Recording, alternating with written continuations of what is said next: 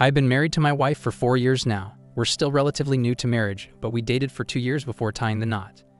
Our relationship appeared strong with no signs of trouble.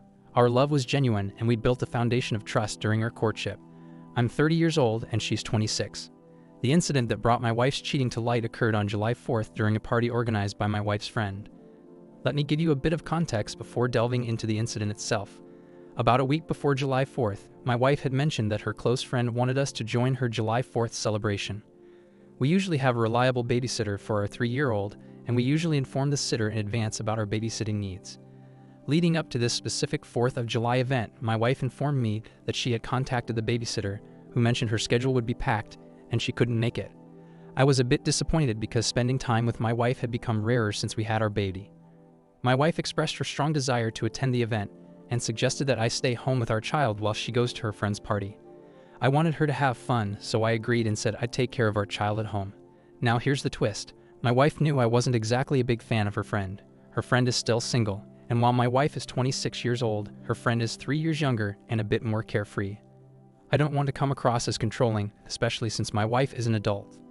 I simply advise her to watch out for her friend because she might not be the best influence. Now on the morning of July 4th, I took an unusual step and decided to call the babysitter myself. Normally, my wife handles these arrangements, and I had to find the sitter's number on my wife's phone. My thinking was that if I offered the babysitter a higher hourly rate, she might change her mind and agree to take care of my child that evening. If it works out, I plan to surprise my wife and let her know we could go to the event together after all. I wanted to share the news with her once I had the babysitter situation sorted out and enjoy the satisfaction of pulling off a last-minute miracle. Things started to unravel when I called the babysitter and asked her to reconsider sitting for my son that evening, even though she had initially declined. She appeared surprised when I used the word reconsider and told me it was the first time I had asked her about that day. Her surprise caught me off guard too, and I inquired if she remembered my wife calling her to arrange the evening a week earlier. She confirmed she hadn't received any call from my wife. I quickly improvised and told her that my wife had actually called a family member instead. That's when it became clear to me that my wife had lied for some reason, although I couldn't figure out why. It was definitely a cause for concern. I arranged for the sitter to come to our house at 10 p.m., and my wife mentioned she would be leaving around 8 p.m. for the event. Before ending the call with the sitter, I made sure to tell her not to inform my wife about her coming over. I explained that I wanted to surprise my wife and keep the outing I had planned a secret. I almost stumbled over my words when the sitter reminded me that I had mentioned my wife's earlier attempt to secure the date and time. I managed to cover it up by saying that we both thought the date night might have been canceled, but since she was on board, it would still be a nice surprise. As scheduled, my wife left around 8 p.m. I waited patiently for the sitter, who arrived on time. Once she was there, I headed to the party my wife had mentioned. Honestly, I had a suspicion that she might not show up and go somewhere else instead, but to my surprise, she was indeed at the party. Her friend greeted me as I arrived. Seeing me there surprised her, and she quickly called my wife over. It's an understatement to say she was just shocked. Her reaction was more like utter disbelief. It had only been around 3 hours since my wife left home, but she already seemed quite intoxicated. Her eyes were bloodshot, and her reception towards me was chilly. She repeatedly asked why I was there and who was taking care of our child. I reassured her that I had the babysitter situation under control and that she shouldn't worry. I just wanted us to enjoy the evening together and watch the fireworks display. The party itself was in a medium-sized setting, with maybe 15 to 20 people squeezed into the house. One thing that stood out to me, though, was the gender ratio. There were noticeably more guys than girls, almost like a 2-to-1 ratio. We managed to move past the awkward initial interaction, but that still didn't explain why my wife had been deceptive about the outing.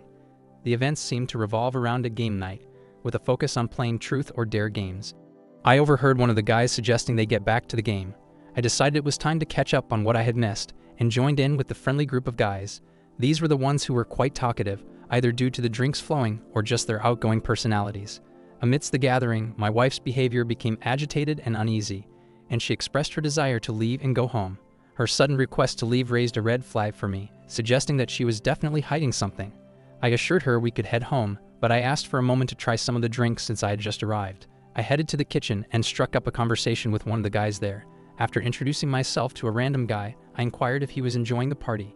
He introduced himself as well and confirmed that he was indeed having a good time. I told him I was interested in making a move on one of the girls at the party, but I wasn't sure who was available. I began pointing to the different girls one by one, and he helped me identify who was already in a relationship and who seemed open to approach. Using this approach, I eventually pointed to my wife without revealing her identity to the stranger. I then asked him what he thought about her.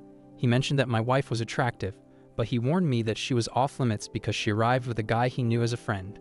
I pretended to be interested and asked him to share more details about this guy.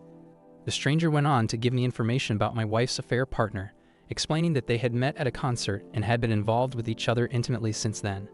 This revelation really hit me hard. The timeline of when my wife attended the concert and met this guy matched up perfectly. This struck a chord because I was also present at that very same concert.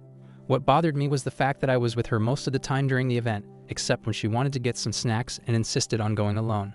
I recall that it took her an unusually long time to return with her snacks, but I brushed it off, assuming there was a long line or she needed to use the restroom. This incident happened about a month prior, and ever since then she had been frequently leaving the house and even had a trip out of town. This new information left me questioning everything. The stranger was bragging about my wife as if she were some kind of prize he'd won for his friend. He kept on talking, sharing a few more details. He explained that he had come to the party to pursue my wife's friend, whom he described as a free spirit. I wasn't sure if my reaction was noticeable, but I couldn't fake it anymore. Just then, my wife's friend joined the conversation, possibly realizing that my questions were leading to the truth about my wife's affair. However, it was too late, and I could tell that she was also part of the deception. I excused myself from the conversation, but asked my wife's friend about my wife's whereabouts. She suggested checking the patio, and that's where I found my wife talking to the guy. It seemed like they were either having a heated discussion or she was trying to convince him of something. I approached them and introduced myself to the man who was involved with my wife. But before I could say anything to him, my wife hastily pulled me away, insisting that we should leave the party. I swatted her hand away with anger and told her she could leave because I wanted to have a talk with a man. I confronted him directly, introducing myself as her husband. I asked him straightforwardly if he knew my wife was married before getting involved with her, considering I had already discovered the truth about their relationship. I have a somewhat imposing presence that I use to my advantage in confrontations. Honestly, I wasn't looking to fight him if he genuinely didn't know she was married. My little show of subtle aggression was meant to let my wife know that I had uncovered her infidelity and to unsettle the guy a bit. I repeated my question to him, making it clear that I didn't want to ruin the party by starting a brawl, but I needed to know if he was aware of my wife's marital status before getting involved with her.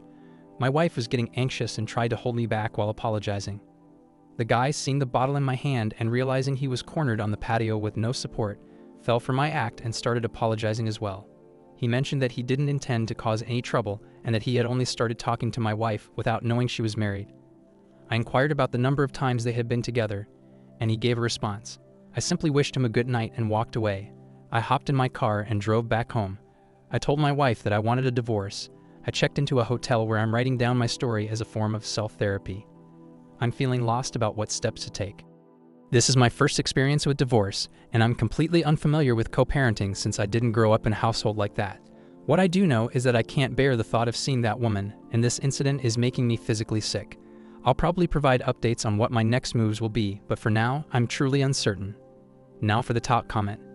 Glad OP told her before leaving that he's divorcing her, and I would also tell her that I'm also going to DNA test the child, and he's not mine. I'm going to make her regret ever meeting me. Thank you for listening to the story to the end, and if you like it, please support us with a like as well as subscribe to the channel. Write in the comments section what you think about the story.